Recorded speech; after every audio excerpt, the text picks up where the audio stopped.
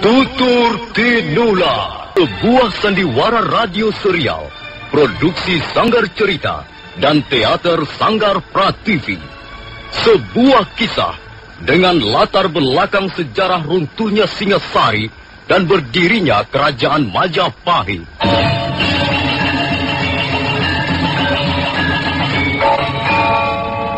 Kali ini mengetengahkan episode ke-7 dengan judul Mata Air di Tanah Gersang.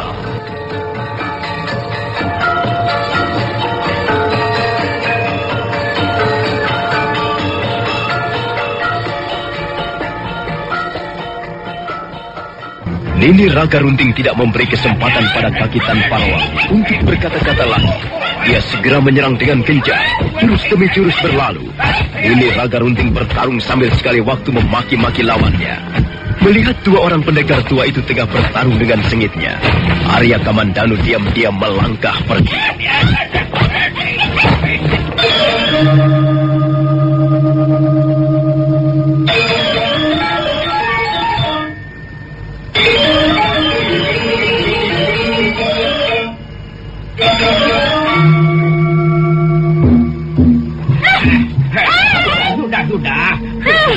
Sudah, kambing peot sudah. Tidak ada perlunya kita meneruskan bertanding. Orang yang kita permasalahkan sudah pergi. Kau selalu datang mengganggu rencanaku saja, Sapi Ompong. Mengganggu bagaimana? Kau ini sembarangan saja menuduh orang. Aku datang hanya untuk ikut bicara. Kalau kau berkata punya hak bicara atas nama kaum wanita, aku pun punya hak bicara atas nama kaum laki-laki. Sudahlah, aku tidak mau bicara denganmu. Aku datang ke tempat ini untuk menemui si Kamandanu suami berhati busuk itu, tahu? Sudahlah. Mau kemana lagi Nini Raga Runting? Awas tuh, Sapi Ompong. Berani kau mengikuti aku lagi? Kutanggalkan jenggot putihmu yang seperti bulu kambing balon itu.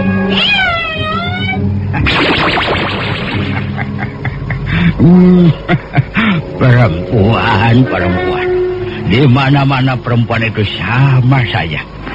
Mudah tersinggung, mudah marah, mudah membenci, mudah tertawa. Semuanya mudah. Ya, kata orang, hidup ini akan terasa sepi tanpa perempuan.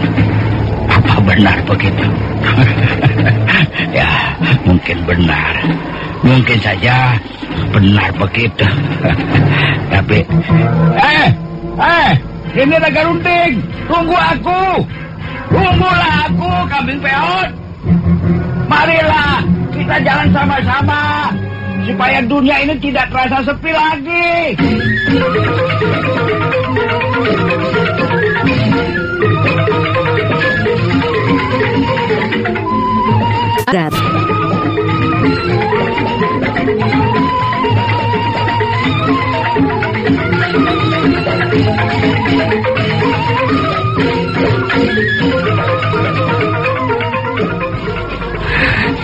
Ya, cukup. Aku sudah berhasil menangkap 12 ekor kelinci. Semuanya menyenangkan. Gemuk-gemuk. Aku pasti akan memenangkan perlombaan ini. Aku yakin Arya Kamandanu tidak akan mampu menangkap lebih dari 3 ekor kelinci. Siapakah itu? Bukankah Arya Kamandanu yang berjalan kemari itu? Sepertinya dia sedang murung. Apa yang terjadi? Aku tidak melihat dia membawa seekor kelinci pun. Hei, Kamandanu! Aku di sini! Aku di sini, Kamandanu! Kemarilah! Aku di sini!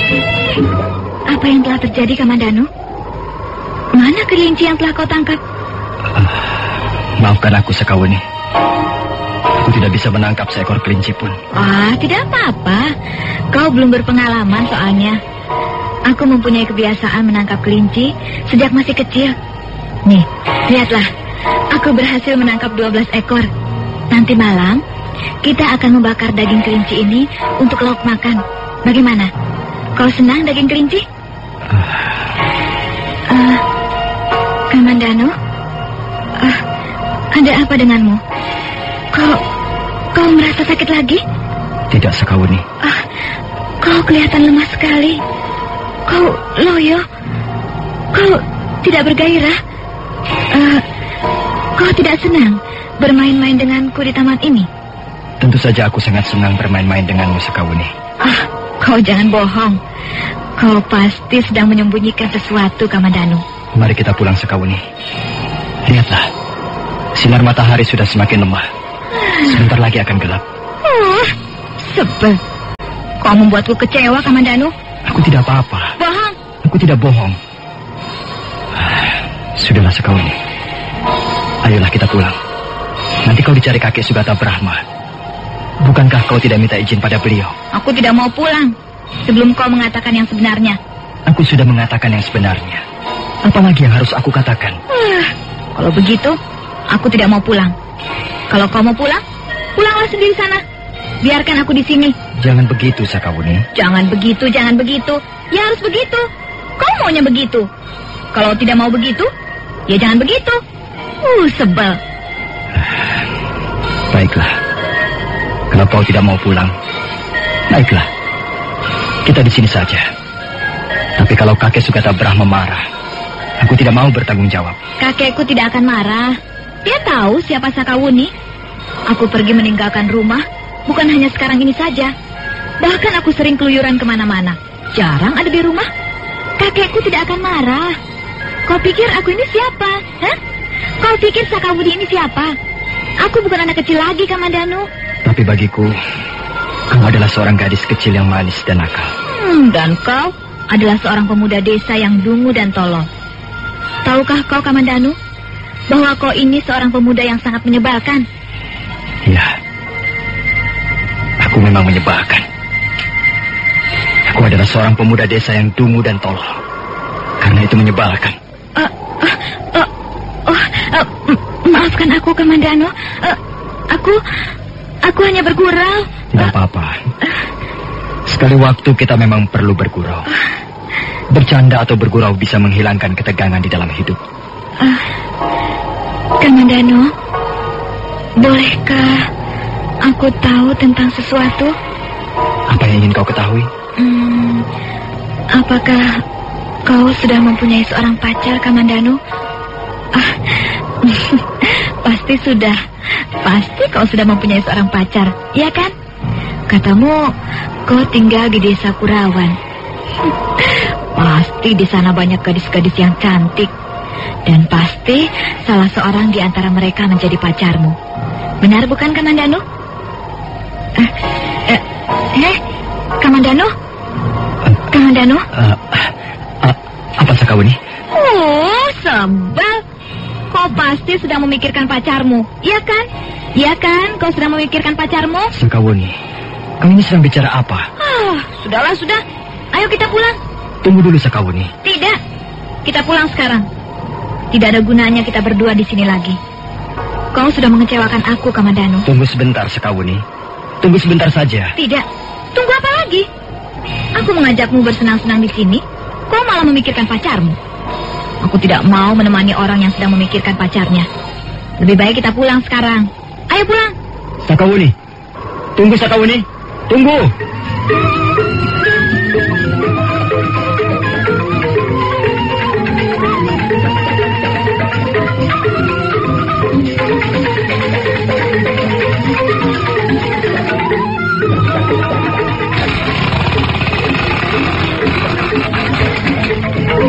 Uni, Sakawuni. Kau sudah tidur, Nduh? Kau jangan bergurau. Kakek tahu bahwa kau belum tidur. Ada apa, Kek? Benar bukan? Kau belum tidur? Iya, ada apa? Aku dengar dari pamanmu Rangkut. Kau bersama Angger Kamandanu katanya berburu kelinci. Mana kelincinya? Katanya kau mau membakar daging kelinci malam ini. Mana? Tidak, Kek. Tidak jadi. Oh, mengapa tidak jadi? Mana kelincinya? Sini. Biar kakek yang membakarnya di serambi depan sana. Kalian nanti tinggal makan saja. Ini, lihat. Kakek sudah membuat bumbunya. Kelincinya sudah saya buang semuanya, Kek. Loh, kok dibuang? Kau sudah capek-capek mencarinya. Sekarang malah dibuang. Hah, ada apa dengan Mondo? Tidak biasanya kau gelisah seperti ini. Aku sedang kesal. Oh, kesal. Siapa yang membuatmu kesal? Angger Kamandanu ya? Kalian bertengkar ya? Iya, Kek. Dia itu yang membuatku kesal. Bagaimana tidak, Kek? Tadi pagi, aku bermaksud mengajaknya bersenang-senang dengan berburu kelinci. Mengajak orang lain bersenang-senang itu baik, Sakawuni. Lalu selanjutnya bagaimana? Mengapa tiba-tiba Angger Kamandanu membuatmu kesal? Entahlah, Kek. Dia tiba-tiba saja murung. Aku tidak tahu mengapa dia tiba-tiba berubah menjadi murung. Dia banyak diam, ngelamun terus. Aku kan jadi kesal.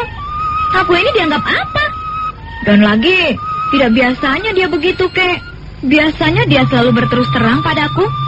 Tapi sekarang ini, sepertinya dia menyembunyikan sesuatu, Kek. Sudahlah, Wuni. Sudahlah. Angger Kamandanu kan belum sembuh betul dari sakitnya. Sudah, Kek, sudah.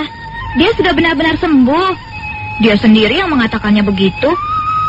Tapi, ya, tidak tahulah. Tadi pagi tidak apa-apa kok. Ya, sudahlah. Mungkin Angger Kamandanu mempunyai persoalan pribadi. Persoalan pribadi? Iya. Mungkin dia mempunyai persoalan yang orang lain tidak boleh ada yang tahu. Itu namanya persoalan pribadi. Mengapa harus merahasiakan sesuatu? Kalau begitu namanya dia tidak jujur, Kek. Bukan begitu, Muni. Setiap orang mempunyai persoalan pribadi. Walaupun dia mempunyai kejujuran, seperti Batara Ismaya. Tapi dia merasa perlu merahasiakan persoalan pribadinya itu. Karena memang hal itu tidak pantas diceritakan ataupun dibeberkan pada orang lain. Kau harus tahu soal itu, Wuni. Ya sudahlah, Kek. Sudahlah. Masa bodoh dengan persoalan pribadinya Kamandanu. Lebih baik begitu. Dan lebih baik lagi, sekarang ini kau tidur saja. Kau pasti lelah setelah seharian berlari-lari mencari kelinci. Tidur, Lando. Nah, tidur ya. Iya, Kek. Saya mau tidur. Mungkin benar juga apa yang dikatakan kakek Sugata Brahman. Kamandanu mempunyai persoalan pribadi. Memang selama ini belum banyak yang ku ketahui tentang dirinya. Dia tidak pernah menceritakan apa-apa tentang dirinya.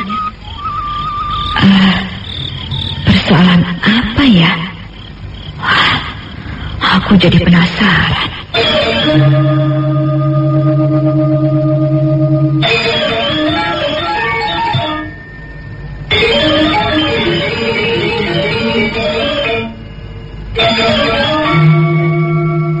Sementara itu, Arya Kamandanu sendiri gelisah di tempat tidurnya. Pertemuannya yang mendadak dengan Nini Raga Runting telah mengacaukan pikirannya. Dia merasakan ruangan tidurnya menjadi sumpek dan pengap. Tiba-tiba dia ingat Maisin dan Panji Ketawang yang sekarang ini ditinggal di lereng Gunung Arjuno.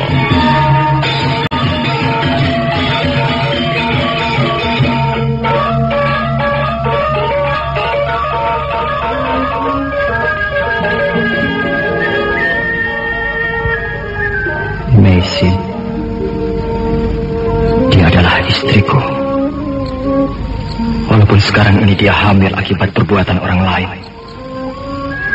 dia tetap istriku. Tidak sepantasnya aku membuatnya lebih menderita.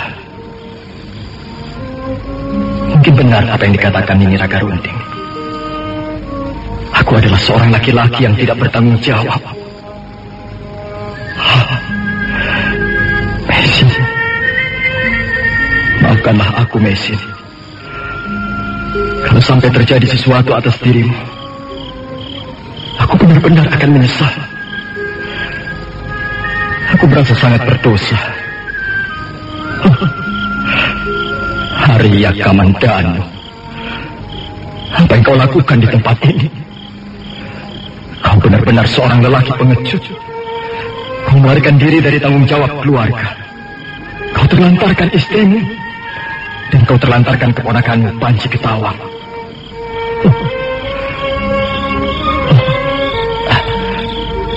Ada apa dengan pikiranku ini? Mengapa pikiranku selalu kacau balau begini? Mengapa pikiranku tidak pernah mengendap dan tenang? Sang Hyang Widi, tenangkanlah hatiku, jernihkanlah hatiku, dan tabahkanlah jiwaku.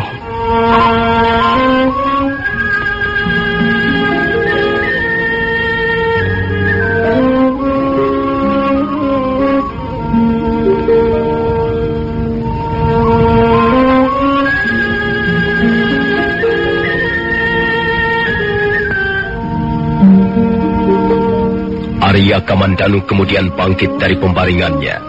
Dia melangkah ke arah pintu dan segera membuka daun pintu. Dia bermaksud mencari udara segar di luar. Tapi belum sampai dia kembali menutup daun pintu itu, mendadak telinganya menangkap desingan senjata rahasia. Ada seseorang melemparkan senjata rahasia padaku. Aku tahu. Ini pasti pekerjaan Nini Ragarunting. Nah, benar bukan?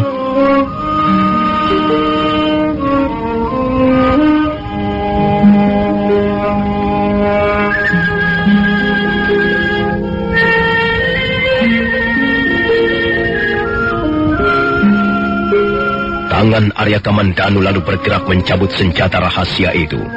Di bagian pangkal senjata rahasia terdapat gulungan daun lontar. Dia lalu membuka daun lontar itu dan membaca isinya. Hei, Kamandanu, laki-laki berhati busuk. Temuilah aku di lereng bawah desa Tanibala ini. Aku menunggumu di sana sampai besok malam. Kalau kau tidak datang juga, kau akan menyesal. Aku tidak perlu menyebutkan namaku lagi. Kau pasti tahu siapa yang menulis pesan ini. Apa yang harus aku lakukan sekarang? Apakah aku harus berterus terang pada Sakawuni? Apakah nanti dia tidak akan kecewa dan marah padaku? Selama ini rupanya dia belum tahu siapa diriku. Dia belum tahu bahwa sebenarnya aku sudah mempunyai seorang istri. Semua ini kesalahanku. Dan sekarang aku terpaksa menghadapi kesulitan yang rasanya mau membuat kepalaku pecah. Baiklah. Aku akan memutuskannya besok pagi. Aku masih mempunyai 1 hari untuk memikirkan soal ini. Yang penting Sakawuni jangan sampai tahu persoalan yang sekarang sedang melanda diriku. Kasihan gadis itu. Dia pasti akan kecewa sekali kalau sampai tahu keadaanku yang sebenarnya. Arya Kamandanu kembali masuk ke ruangan tidurnya. Dia gelisah. Pesan yang ditulis Nini Ragarunting di atas daun lontar membuat hatinya tidak tenang. Dia gelisah. Namun begitu dia mencoba untuk berbaring, ada 2 wajah timbul tenggelam di permukaan pikirannya yang sedang kacau. Wajah Meisin yang cantik dan suci, dan wajah Sakawuni yang tak berdosa. Karena lelah dan rasa ngantuk, akhirnya Arya Kamandanu terlelap juga, dan jiwanya segera masuk ke alam mimpi.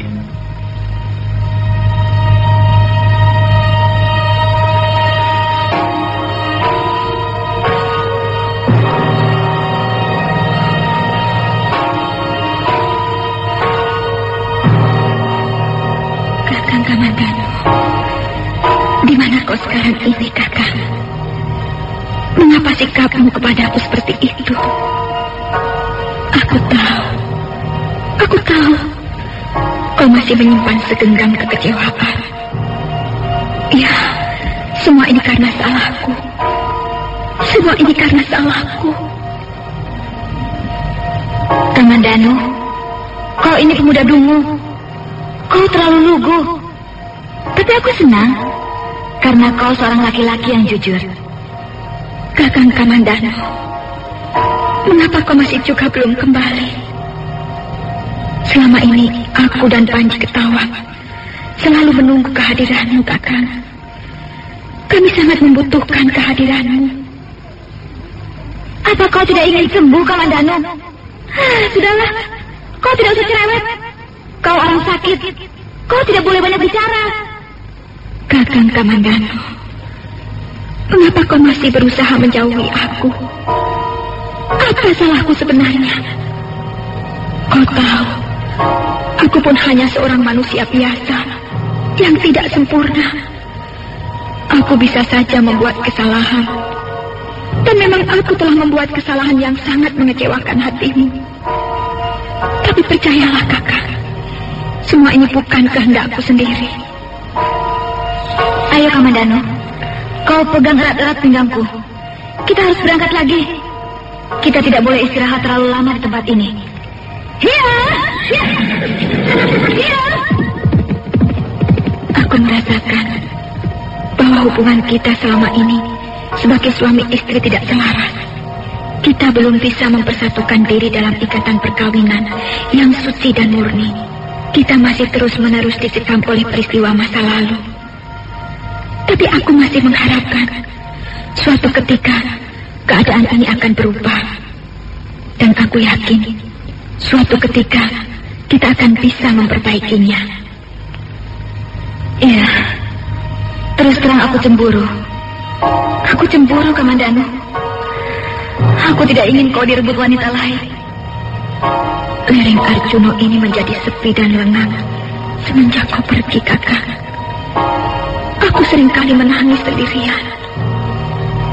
Kandunganku semakin hari semakin bertambah besar. Sementara aku masih harus terus merawat dan mengawasi Panji Ketawang. Kasihan bocah itu. Dia sangat merindukan orang tuanya, Kakak. Dan dia sering menanyakanmu. Kamandanu, apa kau merasa lelah? Kau harus menguatkan dirimu. Kau jangan putus asa. Aku yakin luka-lukamu bisa sembuh. Lihat, sebentar lagi kita sudah akan tiba di kaki Bukit Panampihan. Ya.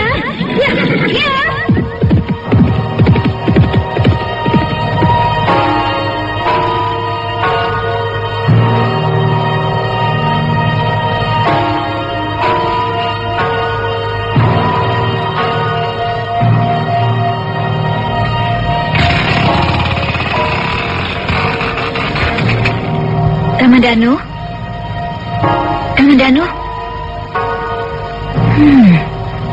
Kemana orang itu? Rupanya dia sudah tidak ada di kamarnya. Kamarnya kosong.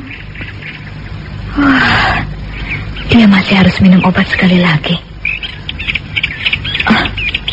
Hei, apa ini?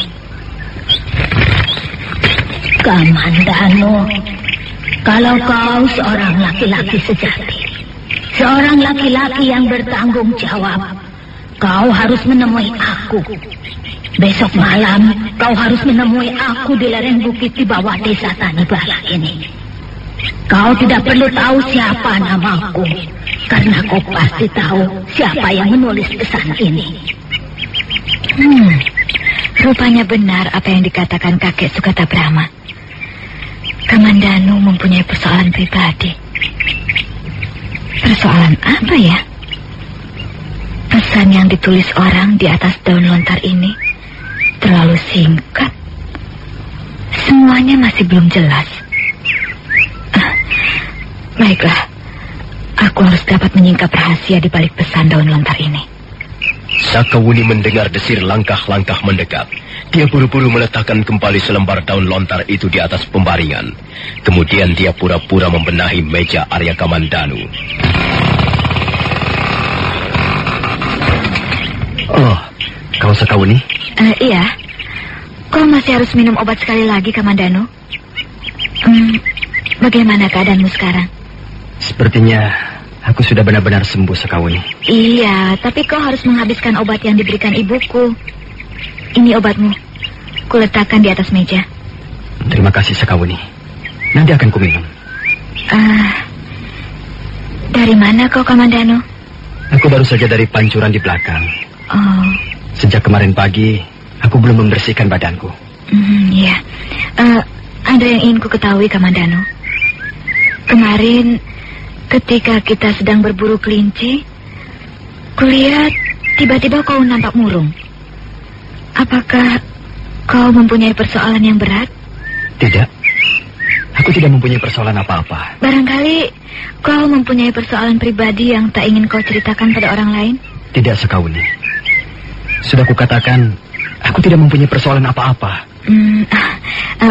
Baiklah kalau begitu. Maafkanlah aku. Ada apa, Sakawuni? Tidak ada apa-apa. Seharian itu, Arya Kamandanu hampir tidak keluar dari kamarnya. Sampai menjelang sore hari dia masih belum bisa mengambil keputusan. Dia ingat Meisin dan Panji Ketawang keponakannya. Dia kasihan pada mereka. Dia ingin kembali ke lereng Arjuna. Tapi dia tidak sampai hati meninggalkan Sakawuni begitu saja. Dia merasa banyak berhutang budi pada gadis Tanipala itu. Walaupun sebenarnya dia masih sangat mencintai Meisin, tapi bayangan Sakawuni tak bisa dicampakkan begitu saja. Menurut pendapatnya gadis itu cukup baik.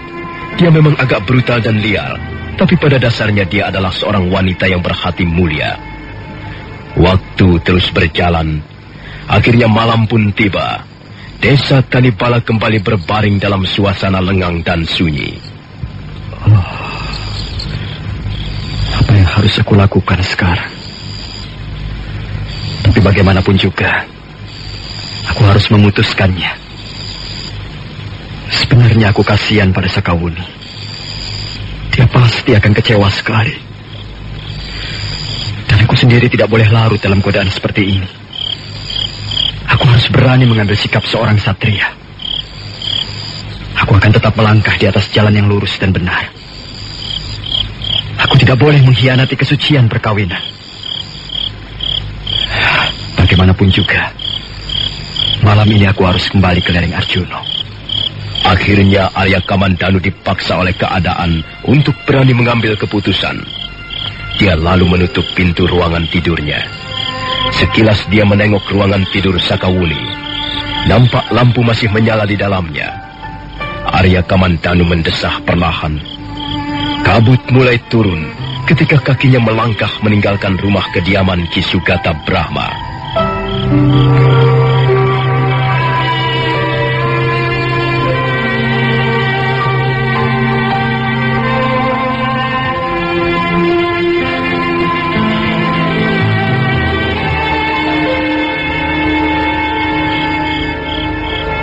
Arya Kamandanu terus melangkah menembus kegelapan daerah pegunungan. Beberapa kali dia berhenti untuk menengok ke belakang, ke arah rumah kediaman Ki Sugata Brahma yang berdiri di balik pohon-pohon buah. Rumah itu nampak tenang dan tentram. Dia merasakan kehangatan ketika tinggal di dalamnya. Untuk terakhir kalinya, Arya Kamandanu menengok ke arah rumah Ki Sugata Brahma sebelum kemudian dia melompat dan tubuhnya segera lenyap di balik kelokan bukit. Dia sama sekali tidak tahu bahwa ada sepasang mata mengawasi kepergiannya dari tempat tersembunyi. Kamandanu mau pergi kemana dia malam-malam begini? Langkah-langkahnya sangat mencurigakan. Oh, pasti dia mempunyai rahasia yang disembunyikan. Pasti dia mempunyai persoalan pribadi. Dan sekarang rupanya dia ingin menyelesaikan persoalan pribadinya itu. Ya, baiklah. Aku akan terus mengikutinya. Aku ingin tahu apa yang sebenarnya dialami Arya Kamandanu.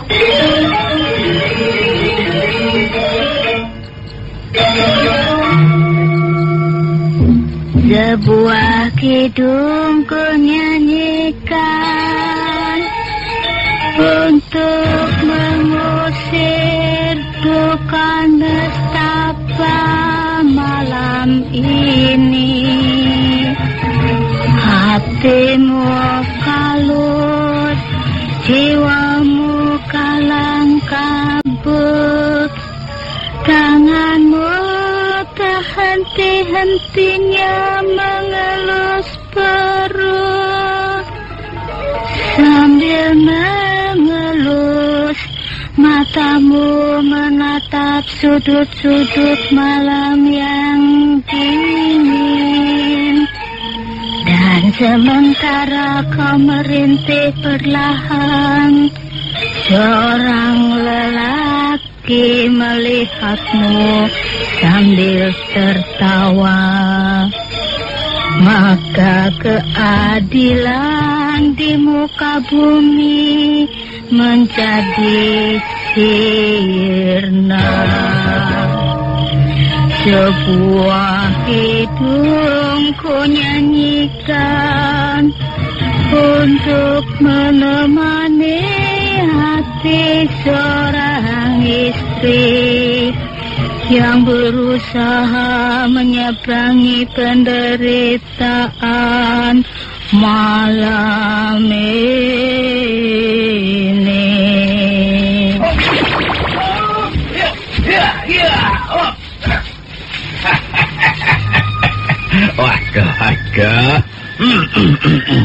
Gedung apa itu tadi? Lagi-lagi kau. Rupanya diam-diam kau mencintai aku, sapi Hongkong.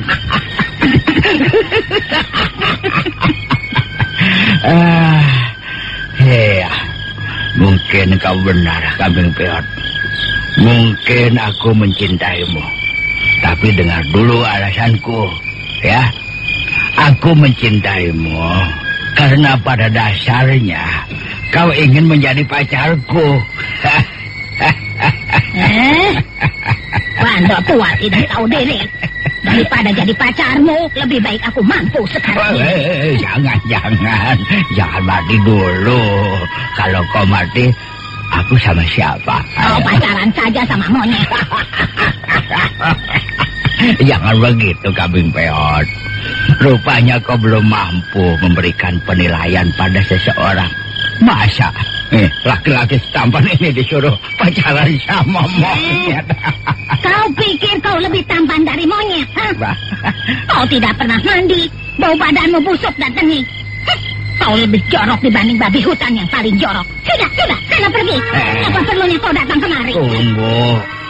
Aku datang kemari hanya ingin mendengar kidungmu, Nenek Raga Runting.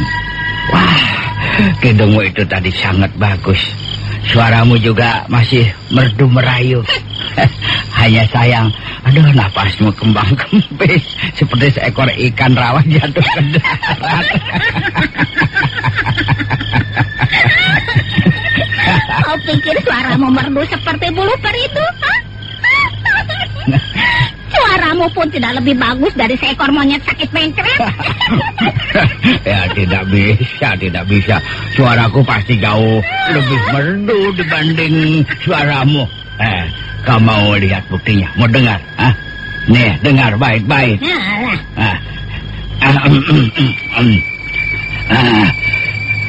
Dengarlah, wahai para satria utama.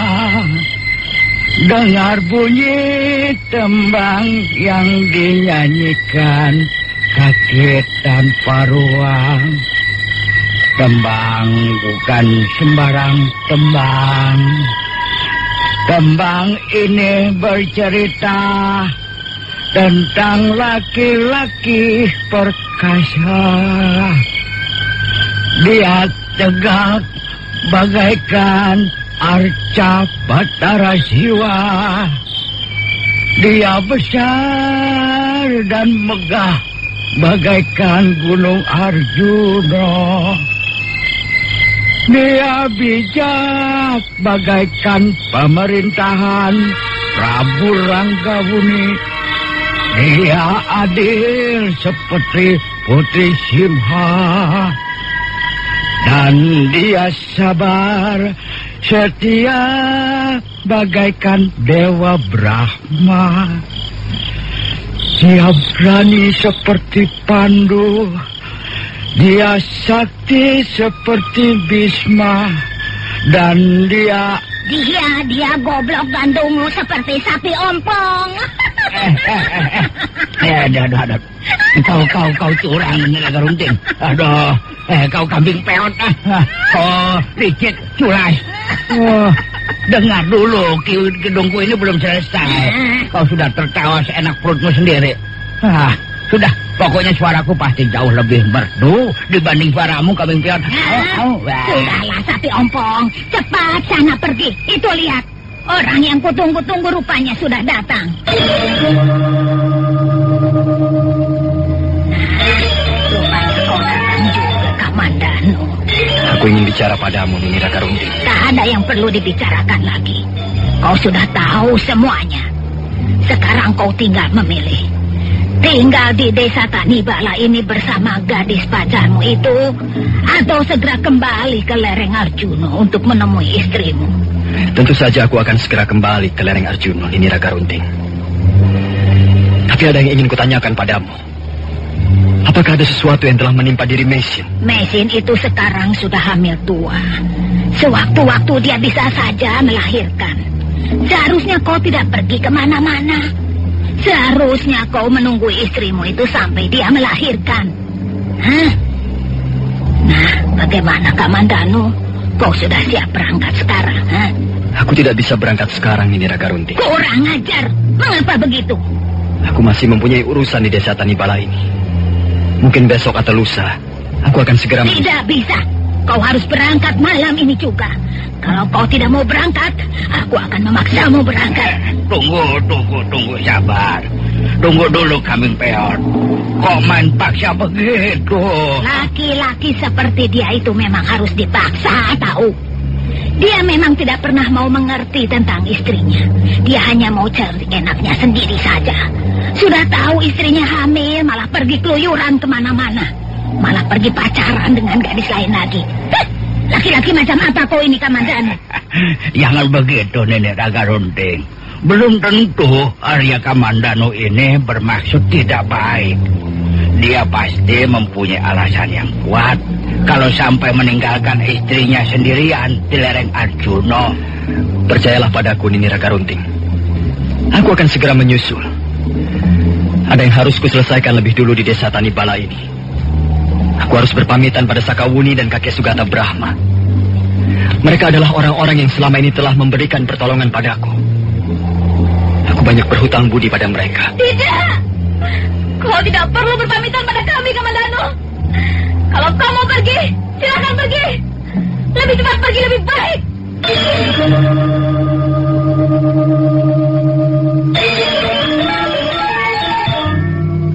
Suara Sakawuni yang berteriak lantang terdengar seperti ledakan halilintar di telinga Arya Kamandanu. Menikmati.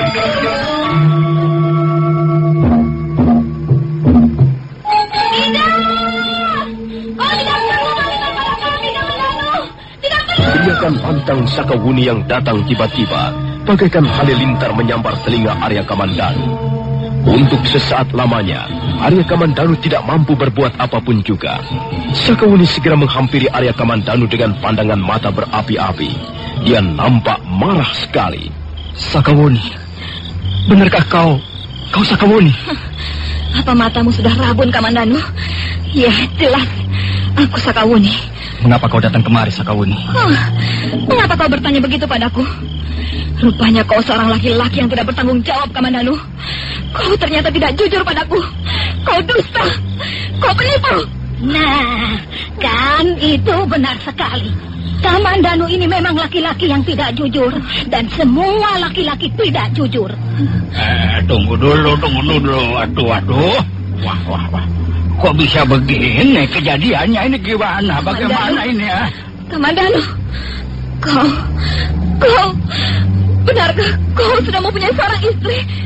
Iya, Benar, Sakawuni. Aku sudah mempunyai seorang istri. Mengapa kau tidak pernah menceritakan hal itu padaku? Kau laki-laki busuk, Kamandanu. Rupanya selama ini aku telah salah memberikan penilaian padamu. Kau busuk. Kau sudah menipu aku. Kau mempermainkan aku. Kau tidak mau berterus terang padaku. Kau menghancurkan hidupku. Kau akan kubunuh sekarang juga. Kubunuh kau. Tunggu, Sakawuni. Tunggu dulu, Sakawuni. Tunggu. Aku menyesal sekali. Aku menyesal telah berkenalan padamu, Kamandanu. Semula aku kira kau adalah seorang laki-laki yang baik. Seorang laki-laki yang perkasa dan penuh tanggung jawab. Tapi ternyata kau tidak lebih baik dari seekor serigala jahanam. Bunuh kau, Kamandanu. Tunggu. Sakawuni terus menyerang Arya Kamandanu. Dia langsung menyerang dengan jurus-jurus andalannya, jurus lengan seribu.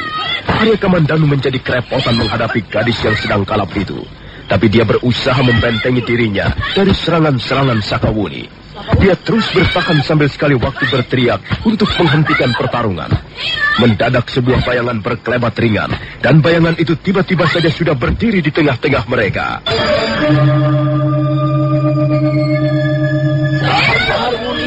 Sabar. Apa yang sedang kalian lakukan, ha?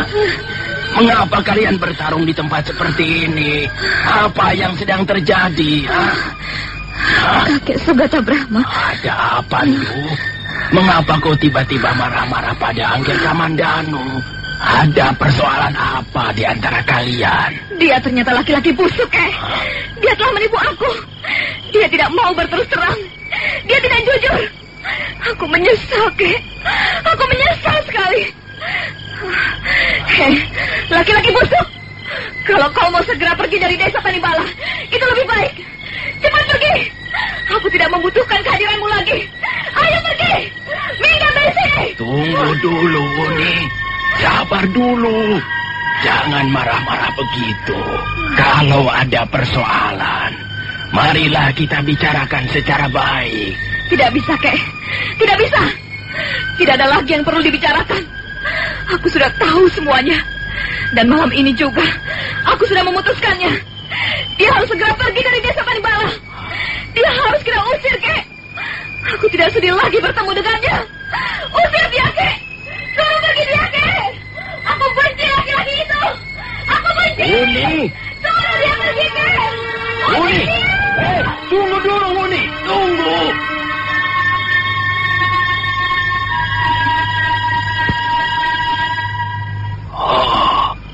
Maafkan cucu saya itu, Ngger. Dia memang gadis yang nakal dan bandel. Ya, dia kadangkala tidak tahu tata krama. Tidak apa, Kek. Memang saya yang bersalah. Seharusnya sejak semula saya berterus terang padanya. Oh, maaf. Siapakah mereka ini, Angger? Sepertinya mereka bukan penduduk desa Tanibala. Mereka adalah Nini Raga Runting dan Kaki Tampar Roang, Kek. Hei, Ki Sugata Brahma, pendekar lengan seribu.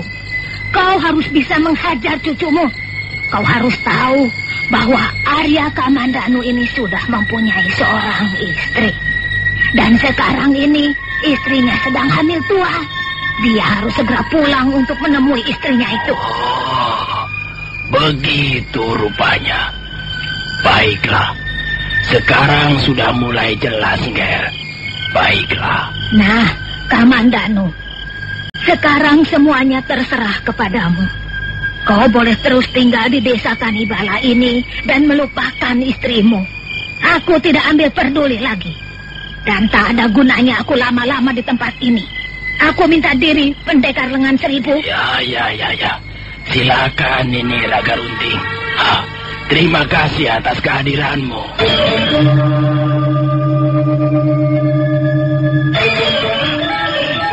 Kamandanu, sekarang ini semuanya tergantung padamu.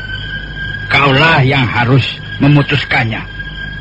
Tapi, ya, memang ada satu hal yang perlu kau ingat. Kenyataannya memang kau sudah mempunyai seorang istri. Ya, dan istrimu itu sekarang sangat membutuhkan kehadiranmu. Iya, Kek. Saya tahu. Saya memang harus segera kembali ke lereng Arjuna. Bagus kalau kau sudah tahu. Nah, Ki Sugata Brahma, aku pun tidak bisa lama-lama berada di tempat ini. Aku harus segera pergi. Maaf, aku mohon diri, Ki Sugata. Ya. Silakan Kakitan Parowang. Dan terima kasih atas kehadiranmu.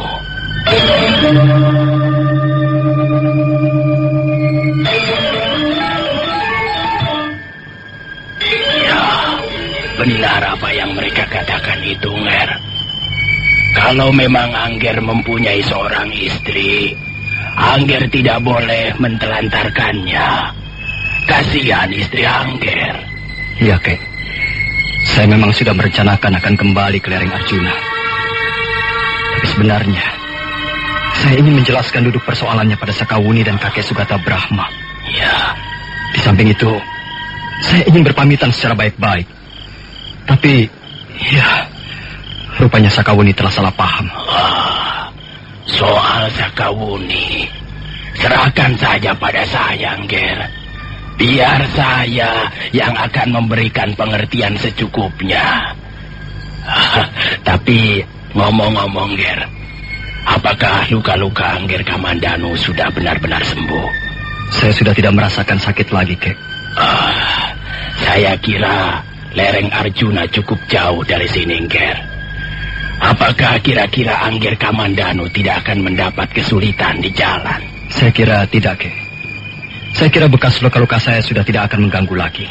Kalau begitu, sebaiknya Angger Kamandanu segera berangkat. Baik, Kek. Saya mohon diri. Saya sangat mengucapkan banyak-banyak terima kasih atas kebaikan dan pertolongan kakek Sugata Brahma selama saya menderita luka-luka. Saya tidak tahu bagaimana caranya saya harus membalas budi baik kakek. Jangan begitu, Nger. Saya ini orang tua. Dan bukankah orang hidup sudah seharusnya saling tolong-menolong? Sekali lagi terima kasih, Kek. Tolong sampaikan salam saya untuk Sakawuni. Iya. Saya juga berhutang budi terlalu banyak pada cucu kakek. Suatu saat nanti, kalau para dewa mengizinkan, saya ingin sekali membalas budi baiknya. Jangan pikirkan soal itu, Nger. Serahkan saja semuanya pada kehendak Sang Hyang Widi. Saya mohon diri sekarang, Kek. Saya harus segera kembali ke lereng Arjuna untuk menemui istri saya. Iya, Nger. Iya, silakan berangkat. Hati-hati di jalan, Nger. Arya Kamandanu segera melompat pergi. Setelah 10 langkah, dia menengok ke arah Ki Sugata Brahma yang masih berdiri di tempat semula. Orang tua itu mengangguk perlahan. Arya Kamandanu segera meneruskan langkah-langkahnya dan tubuhnya lenyap di balik tikungan lereng bukit.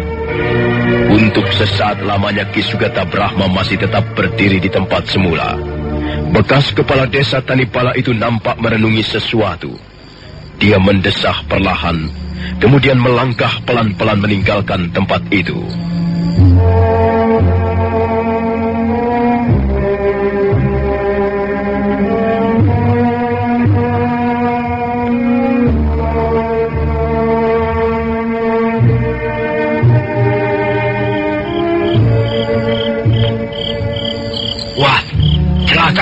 Celaka, Kek. Waduh, celaka, Kek. Celaka. Ada apa, Rangkut? Ada apa? Mengapa celaka? Siapa yang celaka? Nini Sakawuni, Kek. Hah? Nini Sakawuni ngamuk, Kek. Ngamuk? Iya. Apa yang telah dia lakukan? Dan di mana dia sekarang? Dia ngamuk. Dia menebangi pohon-pohon di belakang sana, Kek. Dia seperti orang kalap. Saya tidak berani mendekatinya. Dia seperti orang kesurupan, Kek. Biarlah aku yang akan mengatasinya. Kau tunggu di sini saja ya, Rangkut ya. Iya, Kek. Tapi hati-hati. Nini Sakawuni sepertinya sedang kesetanan. Iya.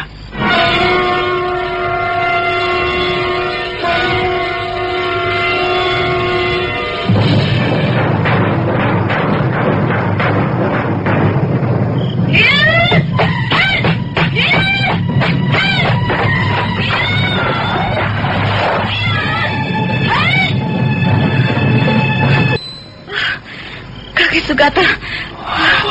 Apa yang kau lakukan ini, Sakawuni? Saya kesal, Kek. Saya marah sekali. Saya merasa telah ditipu.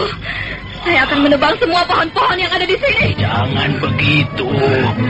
Pohon-pohon ini tidak bersalah. Mengapa harus kau tebang seperti ini? Mereka tidak punya salah apa-apa. Tenangkan hatimu, Ndu. Tenangkan pikiranmu. Tidak, Kek. Tidak. Pokoknya saya tidak terima. Suatu ketika saya akan membalas rasa sakit hati saya. Semua ini sebenarnya kesalahanmu sendiri, Muni. Apa? Salah saya, Kek. Selama ini saya telah menolong dia. Saya telah berbuat baik padanya. Tapi ternyata dia telah berbuat tidak jujur. Dia telah menipu saya. Dia tidak pernah mengatakan bahwa dia telah mempunyai seorang istri. Asam kecat. Dengar dulu, Muni, dengar dulu.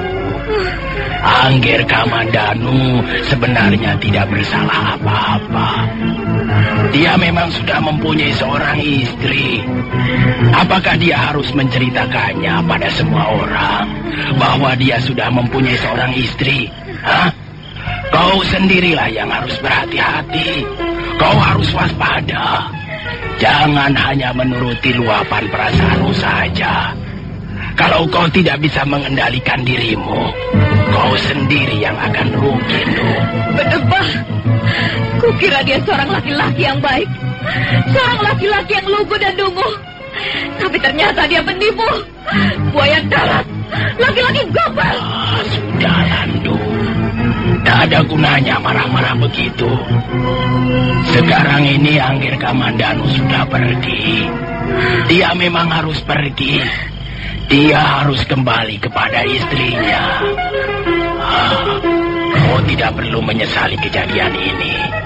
Anggap saja kejadian ini sebagai pengalaman yang berharga untuk kau jadikan pelajaran di hari-hari nanti. Sekarang ikutilah aku, Ndu. Ada hal-hal penting yang ingin kubicarakan padamu.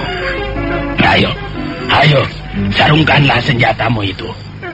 Tak ada gunanya menebangi pohon-pohon yang tidak bersalah. Lebih baik kau menenangkan pikiranmu. Kau semakin hari semakin bertambah besar. Kau harus menjadi seorang gadis yang benar-benar dewasa. Ayo ikutilah aku. Sakawuni, sekarang ini usiamu sudah menginjak 20 warsa. 20 tahun. Memang sudah sepantasnya dan sewajarnya jika kau mulai memikirkan pasangan hidupmu. Tidak, Kek. Saya tidak sudi lagi memikirkan laki-laki. Saya kapok. Saya sudah jerah. Saya tidak ingin mengalami seperti apa yang telah dialami ibu. Dulu ibu menjadi sedih dan menderita. Dan akhirnya terpaksa meninggalkan desa Tanibala. Juga karena tingkah laku seorang laki-laki.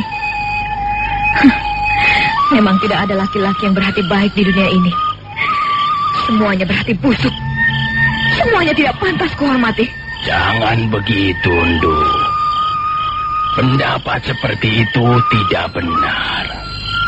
Seorang gadis pada akhirnya nanti harus menemukan pasangannya.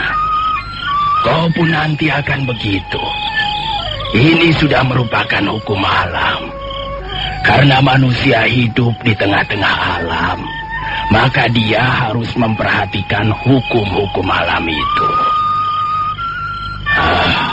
Muni, kau boleh mencintai siapa saja.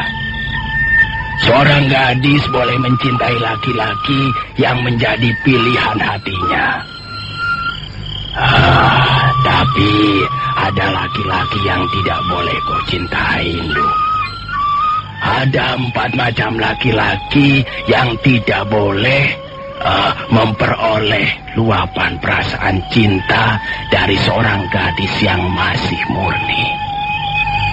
Pertama, jika laki-laki itu sudah mempunyai istri. Kau akan berdosa besar jika sampai mencintai dan ingin merebut laki-laki yang sudah menjadi suami wanita lain. Ya. Kedua, jika laki-laki itu masih berada di bawah umur.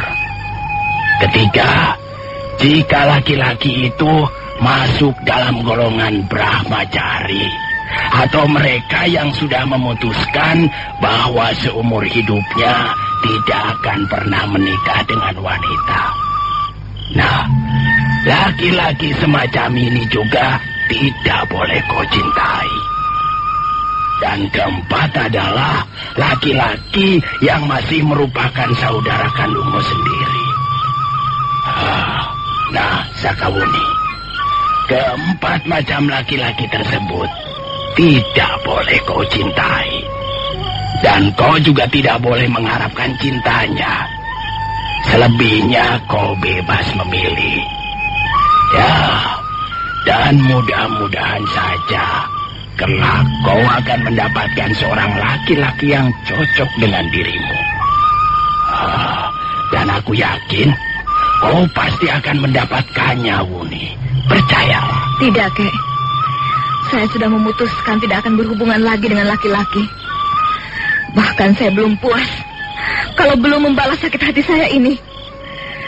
Suatu ketika saya akan bertemu dengan Arya Kamandanu lagi untuk membalaskan sakit hati saya. Sudah, Landu, sudah. Jangan menaruh dendam begitu. Itu tidak baik. Itu hanya akan merusak dirimu sendiri. Tapi hati saya sangat sakit, Kek. Hati saya pedih sekali rasanya. Saya... Kenapa? Saya merasa tertipu. Saya sedih sekali, Kek. Hati saya bagaikan teriris-iris sembilu. Saya sedih sekali. Menangis, Landu. Menangis itu jauh lebih baik. Jika mendapat kesedihan, lebih baik seorang wanita menangis daripada marah-marah tidak keluar. Menangislah, Wuni. Menangislah sepuas-puasmu. Tapi setelah itu, kau harus segera bisa mengendapkan pengalaman ini agar menjadi pelajaran yang sangat berharga untuk hidupmu. Saya sedih, Kek. Saya sedih sekali. Kek, tolonglah saya, Kek. Tolonglah Wuni, Kek. Sakawuni menangis sejadi-jadinya di pangkuan kakeknya. Ki Sugata Brahma mengelus rambut cucunya itu dengan penuh kasih sayang. Dia tahu sekarang ini cucunya sedang mengalami goncangan batin yang cukup berat. Dan dia berusaha memberikan penghiburan pada gadis remaja itu.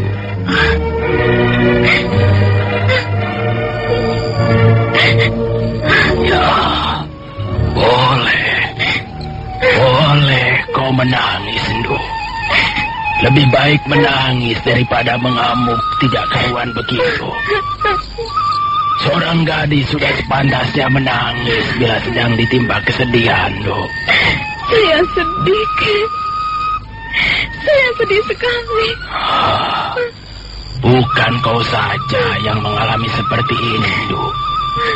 Semua orang juga pernah bersedih hati. Saya sakit. Hati saya sakit, Kek. Sakawuni, kau pikir hidup ini tidak sakit? Dengar, Wuni. Hidup ini pada dasarnya juga merupakan cerita panjang yang sangat menyakitkan.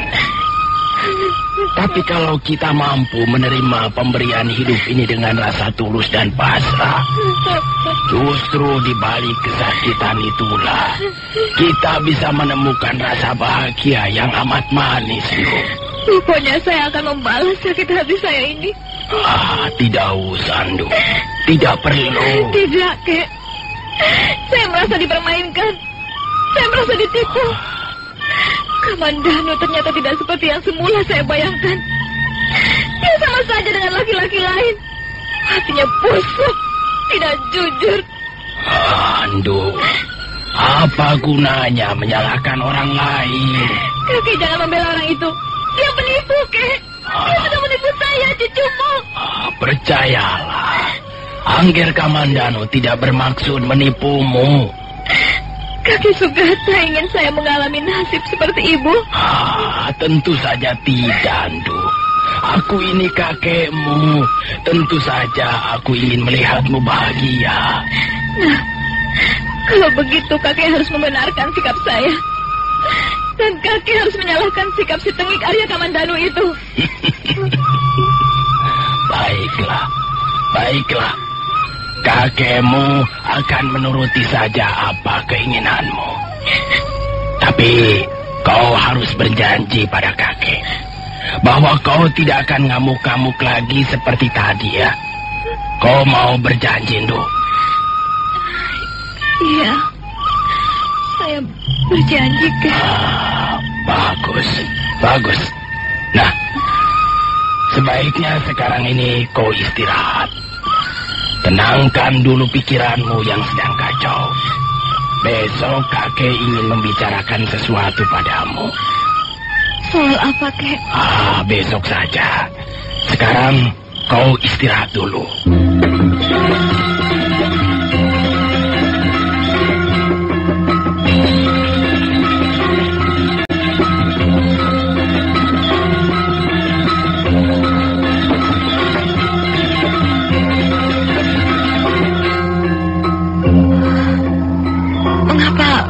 Membawa saya ke tempat ini.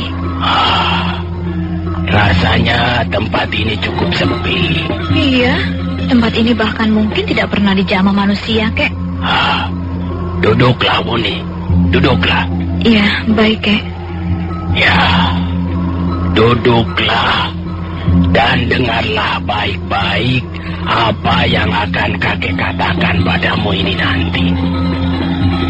Kau tahu, kakek sekarang sudah cukup tua, Ndu. Rasanya saat ini adalah saat paling tepat untuk mewariskan ilmu atau jurus angin lengan seribu padamu. Jadi kakek akan mengajarkan jurus-jurus angin lengan seribu? Iya, benar, Ndu.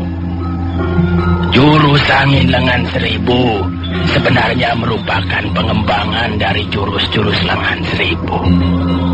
Dasar-dasar yang digunakan sama. Lalu perbedaannya apa, Kek? Perbedaannya, jurus angin lengan seribu harus dimainkan dengan kekuatan tenaga dalam yang tinggi. Dan tenaga dalam yang digunakan itu berasal dari tarikan napas, pengaturan nafas, pemusatan pikiran yang sumbernya dari aliran napas.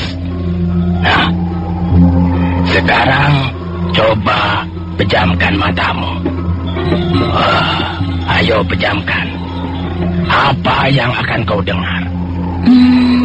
Saya tidak mendengar apa-apa. Perhatikan baik-baik. Apa yang terdengar di gendang telingamu sekarang ini?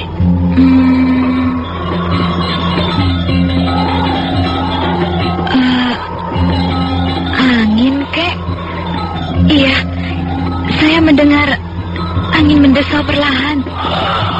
Bagus. Sekarang pusatkan perhatianmu pada suara angin yang mendesau itu.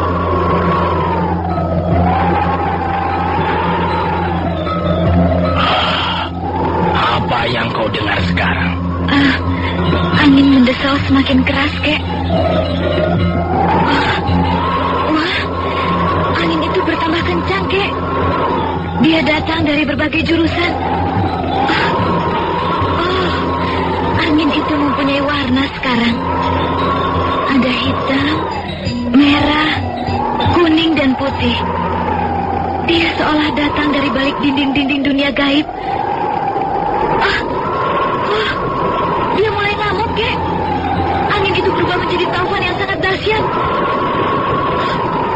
Dia menghancurkan segala yang dilewatinya.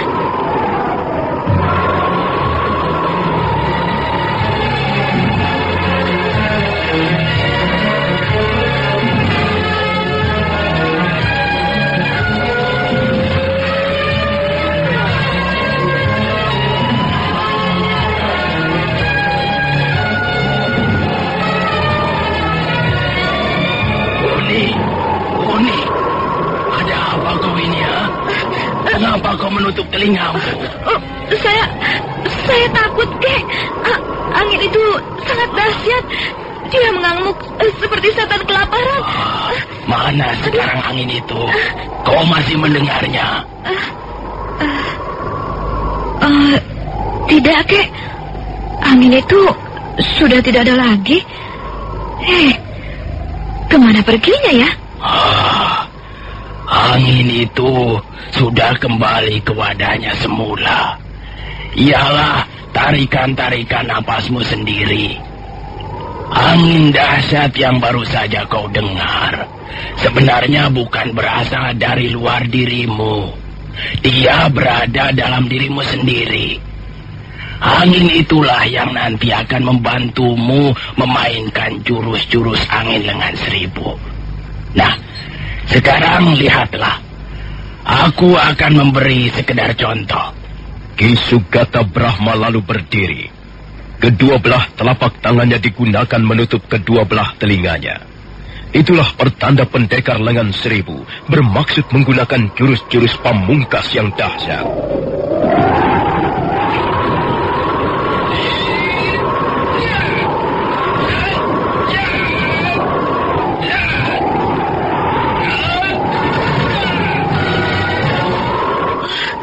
Luar biasa, Kek. Saya hampir tak mampu mengikuti gerakan kaki yang cepat sekali. Kalau kau berlatih dengan tekun, kau masih bisa bergerak lebih cepat lagi. Sebab gerakanmu dibantu angin yang bernama Bayu Sejati Handayani. Di dalam cerita wayang, ilmu ini milik Sang Bima atau Werkudara, penenggak para Pandawa. Nah, sekarang ganti kau yang berlatih. Ayo, berdiri. Baik, Kek. Pejamkan matamu rapat-rapat. Tutup telingamu dengan kedua belah telapak tanganmu. Pusatkan perhatianmu pada tarikan nafasmu sendiri. Baik, Kek. Dan ingat, jangan dengarkan suara yang lain. Hanya suara angin yang boleh kau dengarkan. Jangan hiraukan apapun juga. Tak ada yang boleh tinggal kecuali deru angin. Kecuali deru angin. Deru angin. Deru angin.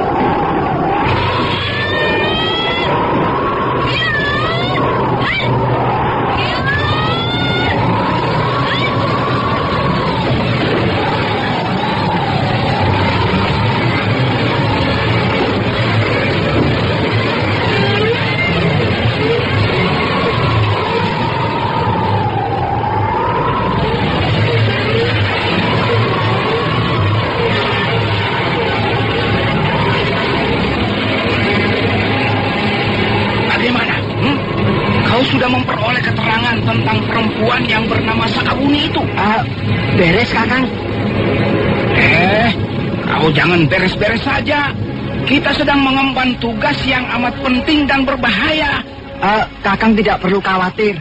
Aku sudah tahu letak rumahnya, Kang. Dia tinggal di desa Tanigala, Kang, di atas lereng Bromo. Sakawuni itu cucu bekas kepala desa yang bernama Ki Sugata Brahma. Bagus, bagus. Sakawuni terkenal gadis yang liar dan brutal, Kang. Dia jarang berada di rumahnya. Dia senang keluyuran, tapi kebetulan sekarang ini dia tidak pergi kemana-mana, Kang. Nah, kalau begitu, kita harus segera pergi ke Jasun Wungkal.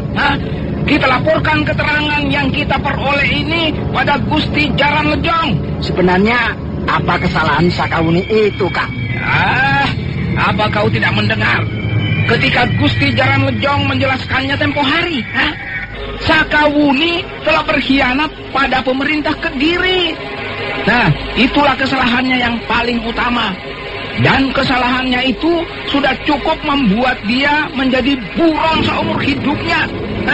Kalau tertangkap, dia bisa dihukum gantung. Ayolah, kita berangkat. Ayo, Kang.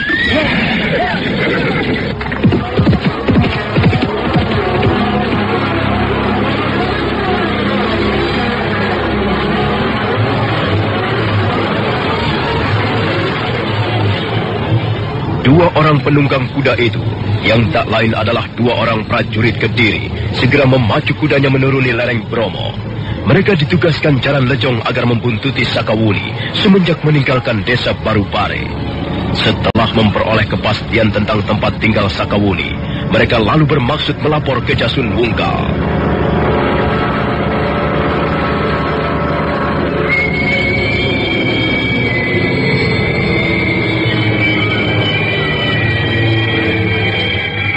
Kita tinggalkan sejenak desa Tanibala yang bermandikan cahaya matahari sore yang hangat. Kita tinggalkan Sakawuni yang tengah sibuk berlatih jurus angin lengan 1000 bersama kakeknya. Sekarang marilah kita ikuti perjalanan Arya Kamandanu menuju lereng Arjuna untuk menemui Maisin istrinya.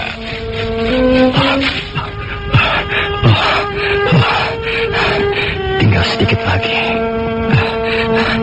Aku harus melewati 3 kali lagi tanjakan bukit sebelum tiba di gubuk kediamanku. Sudah beberapa bulan ku tinggalkan daerah ini. Sepertinya tidak ada perubahan apa-apa. Maisin, aku sudah tidak tahan lagi. Aku ingin segera bertemu dengan istriku itu. Ya, istriku. Dia memang istriku. Sedang apa dia sekarang? Hatiku menjadi berdebar-debar. Ada perasaan tidak enak menyelinap dalam hatiku. Aku tidak boleh terlalu lama istirahat. Aku harus segera bertemu dengan Maisin. Maisin!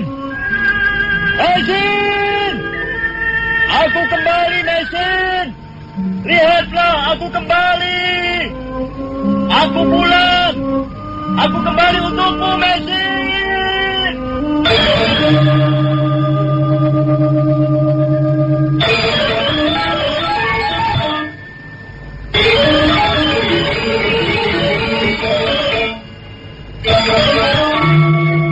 Arya Kamandanu melompat dan segera berlari kencang menaiki tanjakan bukit. Tak ada lagi yang dipikirkannya kecuali Maisin istrinya. Dia menjadi amat gembira ketika sudah mulai nampak atap gubuknya dalam temaram cahaya sang Dewi Chandra. Tapi dia menghentikan langkahnya ketika di hadapannya tiba-tiba berdiri sosok bayangan manusia. Mengapa kau menghadang langkah-langkahku? Sabar, Kamandanu, sabar. Kau tidak usah buru-buru ya. Oh, kaki Tamparoa. Iya, Aku ingin bertemu dengan istriku. sabar kataku. Istrimu tidak apa-apa. Sudah, kita tunggu saja di sini. Ada apa dengan Maisin? Ada apa dengan istriku? Sudah kukatakan, istrimu tidak apa-apa. Tenang saja. Kita tunggu di sini. Kita laki-laki lebih baik menunggu di sini. Tidak, aku mau bertemu dengannya. Sekarang juga. Jangan, Ger, jangan bodoh. Minggir. Kau mau minggir atau tidak? Kamandanu, istrimu akan melahirkan.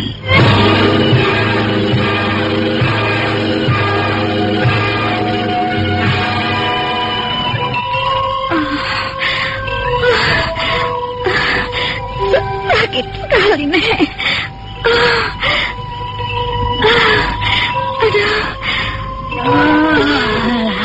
Tahanlah, Nduk, tahan. Jangan terlalu banyak bergerak. Diam. Mana Kakang Kamandanu, Nek? Apakah dia tidak mau pulang juga? Dia akan menyusul kemudian. Dia sudah berjanji akan pulang. Sudahlah, Nduk. Lebih baik kau pikirkan keselamatanmu dan bayimu ini. Jangan berpikir macam-macam. Sudah. Apakah Nenek sudah bertemu dengannya? Sudah bertemu. Masa kau tidak percaya padaku? Dan dia mengatakan akan pulang. Sungguh, dia mengatakan akan pulang, Nek. Iya, dia akan pulang. Dia pasti pulang. Kau tidak perlu khawatir, Nduk. Airnya sudah mendidih, Nek. Oh iya. Sekarang kau tunggu di sini ya. Tunggu bibimu. Iya, Nek. Apanya yang sakit, Bi? Bibi tidak sakit, Panji. Bibi hanya lelah dan agak takut. Apa yang ditakutkan, Bi? Entahlah, Panji.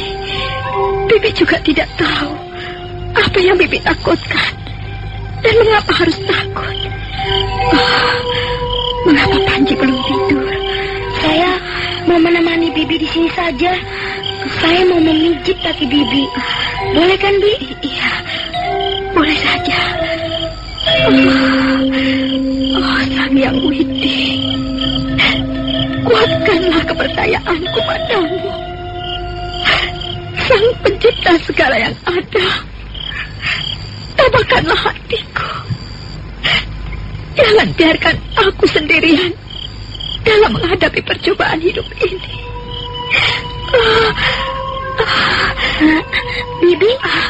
Bibi berdoa ya? Iya, Panji. Bibi sedang berdoa. Dulu ibuku juga berdoa, Bi. Ibuku pernah bercerita waktu akan melahirkan Panji, dia berdoa siang malam. Katanya supaya ibu selamat dan Panji juga selamat. Apakah doa bisa membuat orang selamat, Bi? Tentu saja, Panji. Doa bisa membuat jiwa kita menjadi tentram. Dan kalau jiwa kita tentram, maka kita akan selamat. Tidak akan ada yang berani mengganggu kita lagi. Aduh. Bi, ada Messi. Aduh. Bi, ada apa, Bi? Bi. Bi. Aduh. Bi. Tolong, Bi. Lihat, Bi. Lihat, Bi. Tolong, Bi. Ya ampun. Aduh, Gusti. Nyebutlah, nyebut. Panggillah nama saya. Nyebut.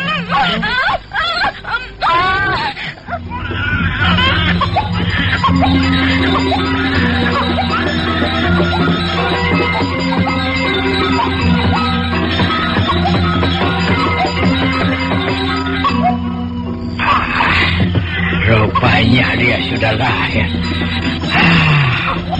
Tambah lagi penghuni bumi ini. Kamandano, dengar itu. Istrimu sudah melahirkan. Mesin sudah melahirkan. Kamandano, apa yang kau lakukan di situ? Apa yang kau pikirkan? Ayo, kita lihat istrimu. Dia sudah melahirkan. Mesin akhirnya melahirkan anak Arya Dwi Pangga juga. Setelah sekian lamanya hidup menjadi istriku, akhirnya dia melahirkan anak saudara tuaku.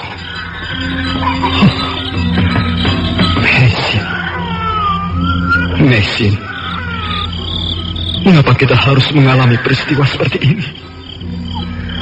Apa sebenarnya yang terjadi atas diri kita? Kok malah bengong di situ? Kau sedang kesurupan ya, Kamandano? Sudahlah, ayo kita lihat istrimu. Ayo kita lihat seperti apa keadaan bayinya.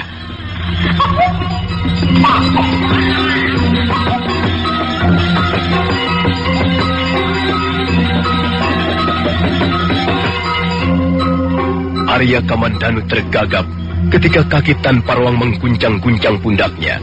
Lamunannya seketika buyar. Dia lalu menurut saja ketika orang tua itu menuntunnya berjalan ke arah gubuk. Nah, bagaimanakah kisah selanjutnya? Apakah yang akan terjadi atas diri Maisin dan Arya Kamandanu? Dan bagaimana dengan Sakawuni? Saudara pendengar, silakan menunggu kelanjutan kisah Tutur Tinular ini dalam episode berikutnya. Angkara Murka Merajalela. Sampai jumpa.